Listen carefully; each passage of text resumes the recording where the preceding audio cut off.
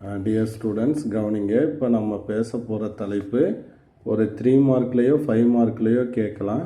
Electrostatic potential energy for collection of point charges. So 2 charge இருக்கலாம். படத்தில் இங்கே 3 charge கொடுத்துருக்காங்க. அந்த மாதிரி சிஸ்டம் ஆஃப் சார்ஜ் வரும்போது அந்த பொட்டன்ஷியல் எனர்ஜி அந்த சிஸ்டமோட என்னதுங்கிறத பார்க்க போகிறோம். இப்போ அதுக்கு முன்னாடி உங்களுக்கு ஒர்க் டன்னுக்குரிய ஃபார்முலாவை இங்கே கொடுக்க போகிறேன். இதை நோட் அப்படின்னு போட்டு நம்ம நினைவில் வச்சுக்கலாம். இப்போ நம்ம 11th நம்மளுக்கு தெரியும் work equal to force into displacement. இப்போ ஸ்மால் ஒர்க் அப்படின்னா ஃபோர்ஸ் இன்ட்டு ஸ்மால் டிஸ்பிளேஸ்மெண்ட் டிஎக்ஸ்ன்னு வச்சுக்கலாம். ஸோ நம்ம எலக்ட்ரோஸ்டாட்டிக்ஸில் எலக்ட்ரிக் ஃபீல்டு அப்படின்னா force experience by the test charge. அப்போ எஃப் ஈக்குவல் டு என்னன்னு எழுதலாம், QEன்னு எழுதலாம். அப்போ இங்கே எஃப்ங்கிற இடத்துல நான் என்ன பண்ண போகிறேன், QEன்னு போட போகிறேன். Suppose I taking a unit positive charge அப்படின்னா dW ஈக்குவல் டு EdX. அப்போ எலக்ட்ரிக் ஃபீல்டு கொடுத்துருந்தா, டிஸ்டன்ஸ் கொடுத்துருந்தா நம்ம இந்த ஃபார்முலாவை பயன்படுத்த போகிறோம்.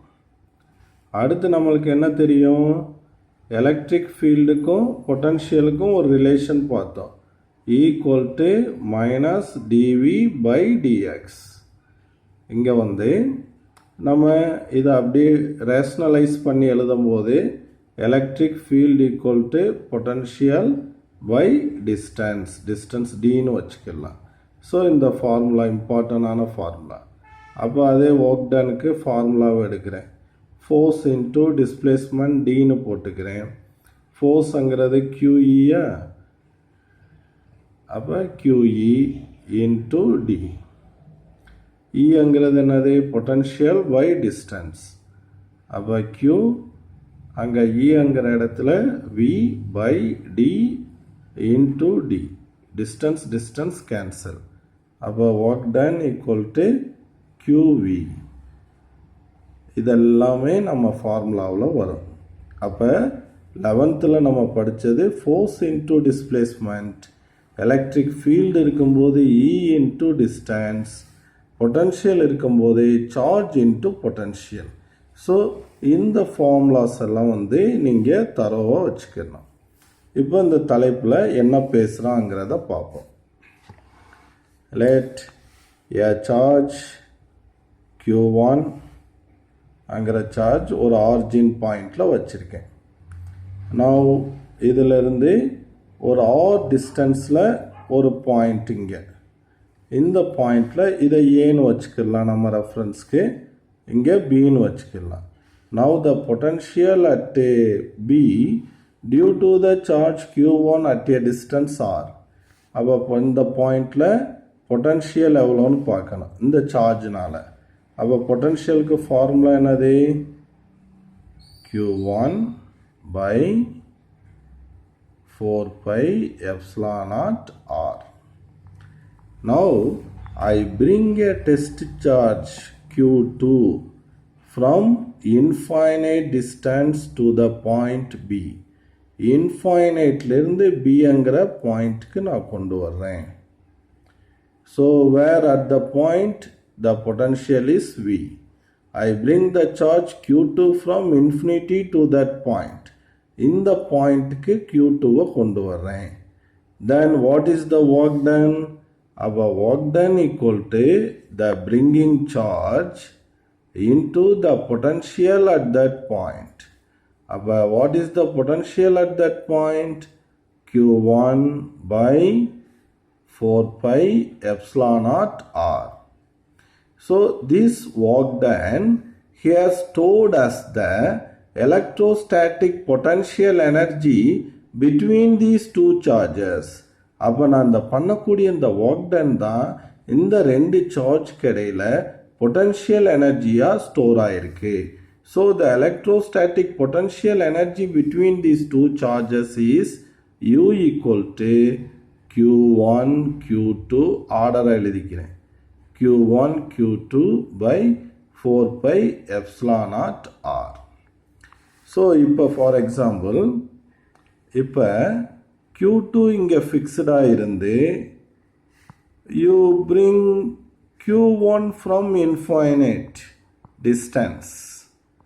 Q1 infinite distanceலேருந்து கொண்டு வந்தாலும் the same potential energy. Otherwise, you bring both the charges from infinite distance. Both the charge Q1 infiniteலேருந்து கொண்டு வர்றீங்க, Q2வையும் infiniteலேருந்து கொண்டு வர்றீங்க, then also the same electrostatic potential energy. Since the potential energy expression, it depends only upon the distance between the charges. So, இந்த points எல்லாம் இந்த பேராகிராஃப்க்கு கீழே நம்மளுக்கு கொடுத்துருக்கான். அடுத்து here we going to calculate potential energy of 3 charges are placed in the form of triangle. Triangle formல charges வச்சிருக்கான். அப்போ இந்த சிஸ்டமோட எலக்ட்ரோஸ்டாட்டிக் பொட்டன்ஷியல் எனர்ஜி என்ன? இதை கொஞ்சம் பிரீஃபாக பார்த்துட்டோம்னா you get clear about the oncoming problem area. Okay students, come this point, நம்ம ஏன்னு ஒரு பாயிண்ட்டு, இந்த இடத்துல பின்னு ஒரு பாயிண்ட்டு, here சின்னு ஒரு பாயிண்ட் எடுத்துக்கிறேன்.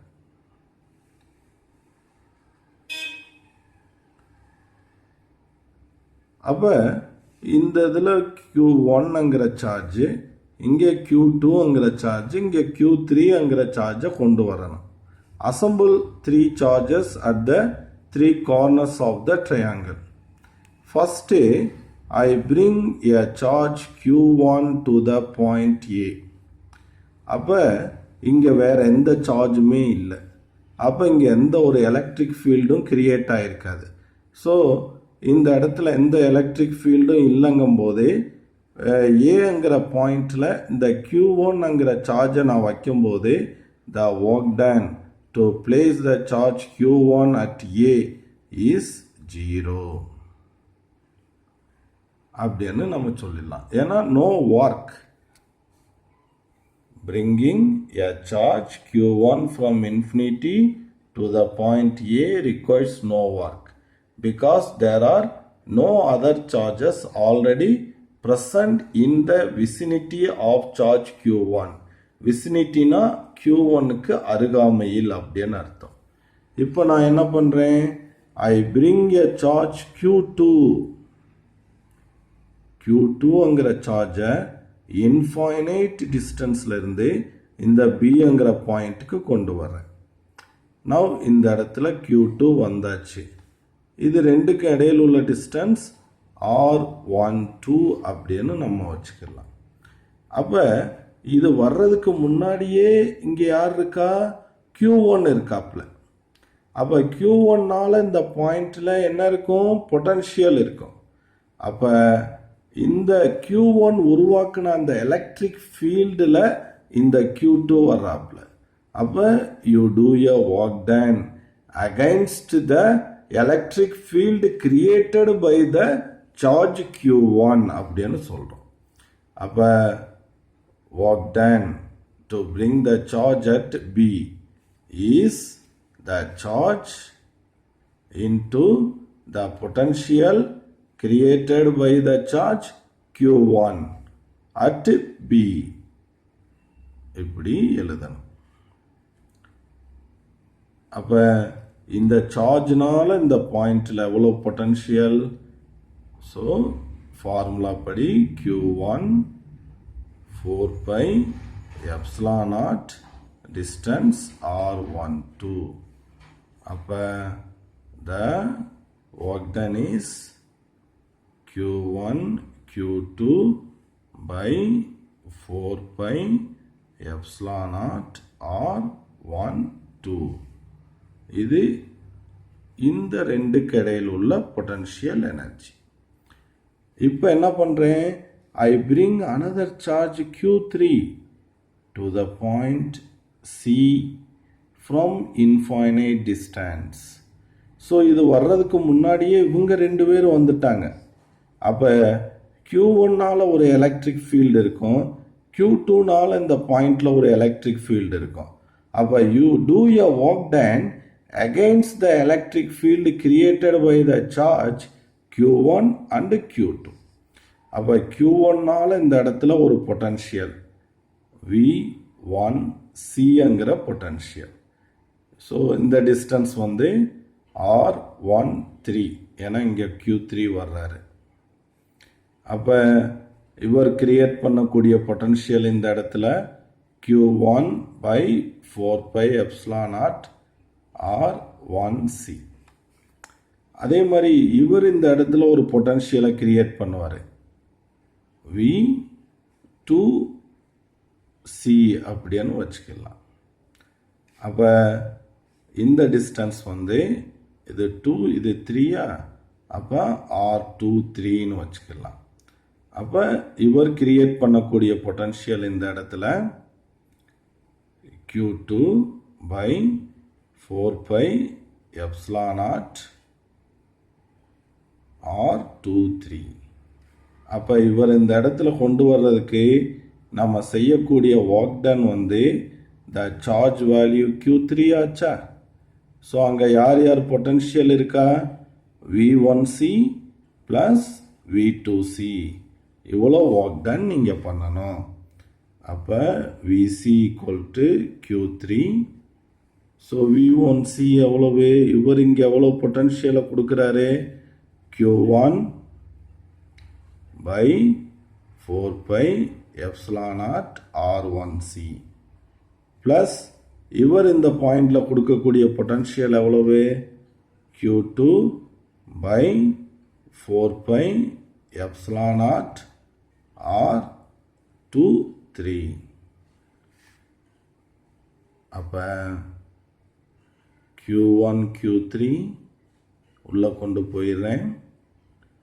4 pi epsilon naught R1C plus Q2 Q3 by 4 pi epsilon naught R23. அப்போ the total potential energy of the systemனா total work done to assemble these charges. அப்போ total work done plus WB plus WC. So ஏவை கொண்டு வர்றதுக்கு எந்த ஒர்க்கும் பண்ணல. பிங்கிற பாயிண்டில் Q2வை கொண்டு வர்றதுக்கு நான் பண்ணியிருக்கக்கூடிய work Q1 Q2 by 4 pi epsilon naught R12. சிங்கிற பாயிண்டில் Q3யை கொண்டு பண்ணுறதுக்கு நான் பண்ணக்கூடிய ஒர்க் வந்து Q1 Q3 4 pi epsilon naught R1C plus Q2 Q3 by 4 pi epsilon naught R23. அப்போ total potential energy of the சிஸ்டம்னா இதில் காமனாக நான் எதை எடுக்கலாம், 1/4 pi epsilon naught எல்லாத்துலேயும் காமன். 1/4 pi epsilon naught காமனாக எடுத்துக்கிறேன். அப்போ முதல் டேர்மில் Q1 Q2 by R12 plus Q1 Q3 by R1C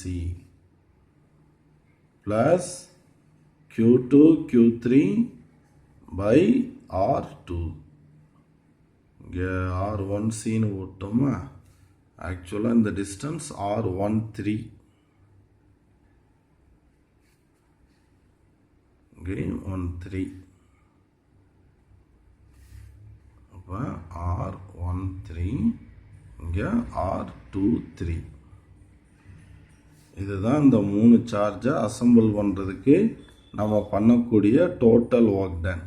அந்த டோட்டல் ஒர்க் டன் தான் அந்த சார்ஜஸ்க்கு இடையில் It's stored as the potential energy.